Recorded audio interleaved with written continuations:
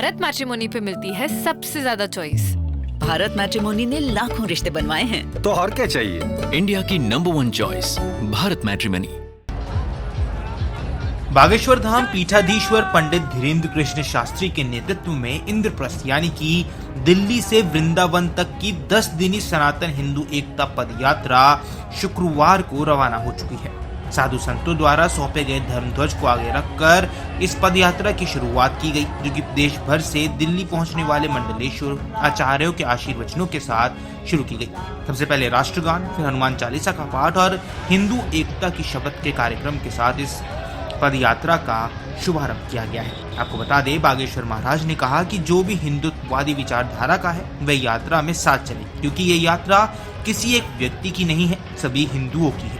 उन्होंने देश विदेश में रहने वाले हिंदुओं का आह्वान करते हुए कहा कि 7 नवंबर से 16 नवंबर तक की यात्रा में कम से कम एक दिन के लिए अवश्य आए। उन्होंने ये भी कहा है कि विवाद नहीं, संवाद के माध्यम से आगे बढ़ाना चाहते हैं। आपको बता दें, पद यात्रा में कई बड़ी बड़ी हस्तियां पहुंच रही हैं, जिनमें दीदी माँ ऋतंभरा, चिदानंद मुनि श्री ऋषिकेश, स्वामी ज्ञानानंद महाराज, गीता मनीषी, मृदुलकांत शास्त्री, R.K. पांडे जी बलदेव मंदिर, अंतर्राष्ट्रीय कथावाचक पंडित संजीव कृष्ण ठाकुर, मुख्यमंत्री रेखा गुप्ता, सांसद मनोज तिवारी, मंत्री कपिल मिश्रा सहित दिल्ली से 50 संत महात्माओं की गरिमामय उपस्थिति रहेगी।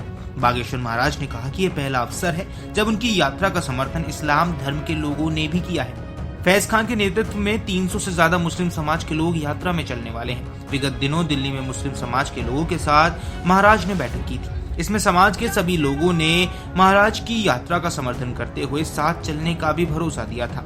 मुस्लिम समाज के लोगों का कहना है कि सनातन हिंदू एकता पद यात्रा के माध्यम से लोगों को जोड़ने का काम किया जा रहा है, इसलिए वे यात्रा के साथ चलेंगे।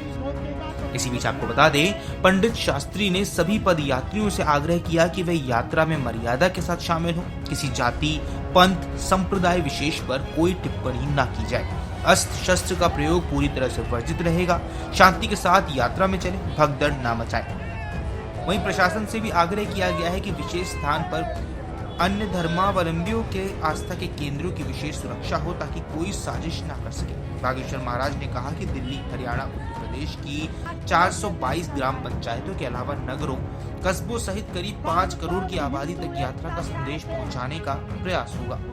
महाराज ने आगे कहा कि जहां महिलाएं विश्राम करेंगी वहां सीसीटीवी कैमरे की निगरानी रखी जाएगी, उनके लिए अलग व्यवस्था की गई है, निजता का विशेष ध्यान रखा जाएगा। आपको बता दें, इस पद यात्रा को सिर्फ धार्मिक आयोजन नहीं बल्कि सामाजिक और पर्यावरणीय संकल्पों से भी जोड़ा गया है। यात्रियों ने 7 मुख्य संकल्प लिए हैं। पहला, यमुना माता का शुद्धिकरण हो। दूसरा, भारत हिंदू राष्ट्र घोषित हो। तीसरा, गौ माता राष्ट्र माता घोषित हो। चौथा, श्री कृष्ण जन्मभूमि मंदिर भव्य और दिव्य बने। ब्रज परिक्षेत्र को पूर्ण का स्वरूप प्राप्त हो और क्षेत्र में मांस मदिरा प्रतिबंधित हो। अवैध धर्मांतरण एवं लव जिहाद पर लगाम लगे। जात पात, ऊंच नीच का भेदभाव खत्म होकर सामाजिक समता बढ़ती रहे। आपको बता दें, जिस सनातन हिंदू एकता पद यात्रा का लंबे समय से इंतजार था, वो आज से शुरू हो चुकी है।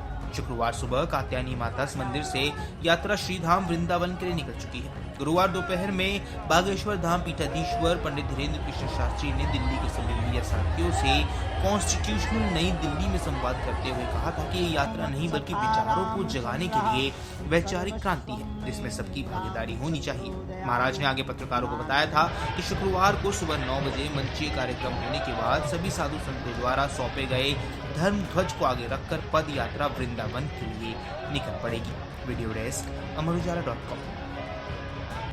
अगर आप ये वीडियो YouTube पर देख रहे हैं तो हमारे चैनल को सब्सक्राइब कर बेल आइकन दबाएं और Facebook पर देख रहे हैं तो हमारे पेज को लाइक करें।